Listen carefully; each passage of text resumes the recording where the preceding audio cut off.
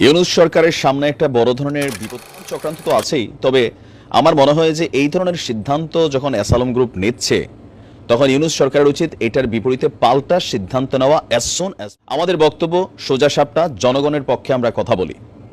হঠাৎ করেই গত মঙ্গলবার অ্যাসালম গ্রুপের মালিকানাধীন 9টি কোম্পানি আকস্মিকভাবে বন্ধ করে দেওয়া হয়েছে। এখন অ্যাসালম গ্রুপ তাদের ব্যক্তি মালিকানাধীন প্রতিষ্ঠান 9টা বন্ধ করে দিছে, এতে আমাদের সমস্যা হওয়ার কথা তো আর না, তাই না? কিন্তু হচ্ছে কোথায়? এই প্রতিষ্ঠানগুলোতে প্রায় 10,000-এর বেশি মানুষ তারা কর্মরত আছেন। এখন আমরা যতদূর জানি, ব্যাংক লুটপাট বিভিন্ন ইস্যুতে অ্যাসালমের বিরুদ্ধে অনেক অভিযোগ আছে, আর যেগুলো নিয়ে অলরেডি দুদক মামলা করেছে, তদন্ত চলছে। অ্যাসালম আবার আন্তর্জাতিক আদালতেও মামলার হুমকি ধামকি দিচ্ছেন।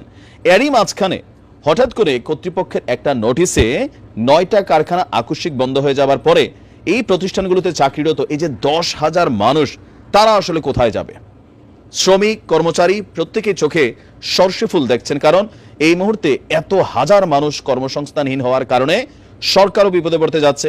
এমনিতেই বাংলাদেশের বিভিন্ন জায়গা আওয়ামী লীগ সরকারের মালিকানাধীন অনেক প্রতিষ্ঠানগুলো লুটপাট হয়েছে, আবার অনেকগুলো বন্ধ হয়ে গেছে, আবার অনেকে পলাতক আছেন। তো এই কোম্পানিগুলোতে কর্মরত মানুষগুলো তারা কিন্তু নানানভাবে কর্মহীন হয়ে পড়েছেন। এখন হঠাৎ করে এই যে সিদ্ধান্তটা বলা হচ্ছে যে সরকারকে আসলে চাপে ফেলতে এই অ্যাসালম গ্রুপকে এমন সিদ্ধান্ত নিয়েছেন, নাম প্রকাশ না করে গ্রুপের কর্মকর্তারা বলছেন যে কাঁচামালের সংকটে তারা কারখানা বন্ধের সিদ্ধান্ত নিয়েছেন। তবে শ্রমিকদের দাবি যেটা, আমরা সেটাকেই সত্য হিসেবে ধরে নিতে হবে।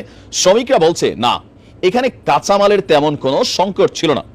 সাধারণত সংকটে পড়া শিল্প প্রতিষ্ঠান ক্রমান্বয়ে বন্ধ হওয়ার দিকে যায়, যে কাঁচামাল নাই, আস্তে আস্তে উৎপাদন কমে, ধাপে ধাপে যখন একদম কাঁচামাল সংকটে থাকে তখন তো একটা প্রতিষ্ঠান বন্ধ হতে পারে। কিন্তু অ্যাসালম গ্রুপের কারখানাগুলোর ক্ষেত্রে কিন্তু এমনটা দেখা যায়নি।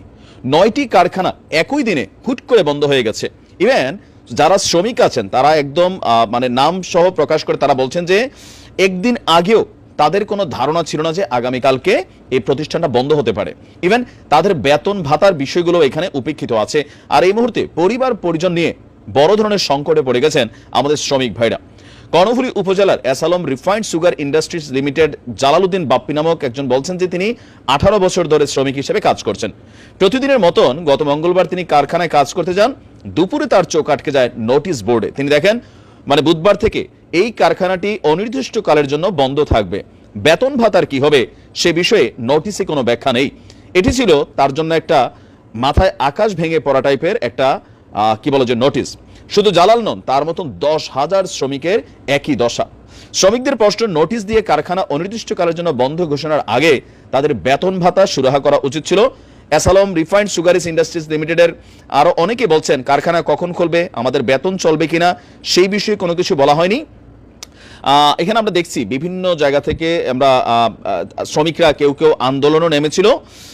আর বলা হচ্ছে যে শ্রমিকদের দাবি, যদি আপনার এটা করা হয় তাহলে 1 মাসের মধ্যে সবার ন্যায্য পাওনা পরিশোধ করতে হবে, জানুয়ারি থেকে ইনক্রিমেন্ট দিতে হবে, অবশ্যই সাধারণ ছুটি চলাকালে সব কর্মকর্তা কর্মচারীদের চাকরি বহাল রাখতে হবে। উৎপাদনের জন্য কাঁচামালের সংকট রয়েছে, কিন্তু আমরা দেখেছি গুদামে যথেষ্ট কাঁচামালের মজুত রয়েছে। শ্রমিকদের বক্তব্য এটা অস্বাভাবিক। তো এখানে ধারণা করা হচ্ছে যে অ্যাসালমের বিরুদ্ধে যে মামলাগুলো চলমান, দুদকের ইনভেস্টিগেশন, নানান অ্যাক্টিভিটিসের কারণে হয়তো সরকারকে চাপে ফেলার জন্য এই কাজটা করা হয়েছে। যদি এমনই করা হয় তাহলে অ্যাসালম গ্রুপের সকল সম্পত্তি সিজ করা রাষ্ট্রের উচিত সেগুলোকে রাষ্ট্র কর্তৃক পরিচালনা করা, এবং শ্রমিকদের, মানুষকে এই মুহূর্তে কর্মহীন করা যাবে না। দেশে একটা অরাজক পরিস্থিতি কিন্তু এমনি তৈরি হয়ে আছে। এই 10,000 লোক রাতারাতি কোথায় যাবে, কি খাবে?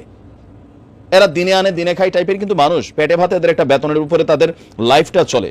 তো এই ধরনের সিদ্ধান্ত কোনোভাবেই কোনো রাজনৈতিক দলের নেতাকর্মীরা সাপোর্ট করতে পারে না। দিন শেষে বাংলাদেশের জনগণের জন্য আমরা কথা বলি, জনগণের ভালো মন্দ দুঃখ সুখ রাষ্ট্রের বুঝতে হবে। যদি অ্যাসালম এরকম সিদ্ধান্ত নিয়েই থাকে তারা যে কোনো কারণেই, বাট এটাতে একটা হিউজ জনগোষ্ঠী ক্ষতিগ্রস্ত হচ্ছে, সেই ক্ষেত্রে রাষ্ট্রের উচিত কিভাবে এটাকে সলিউশন করা যায় সেদিকে নজর দেওয়া। নয়তো সরকারের সামনে কিন্তু একটা মহা বিপদ আসবে। পেটে ভাত না থাকলে উন্নয়ন, সংস্কার এগুলো দিয়ে মানুষের কোনো কিছু চলবে না। নিশ্চয় যারা দেখার তারা দেখবেন। ভালো থাকুন।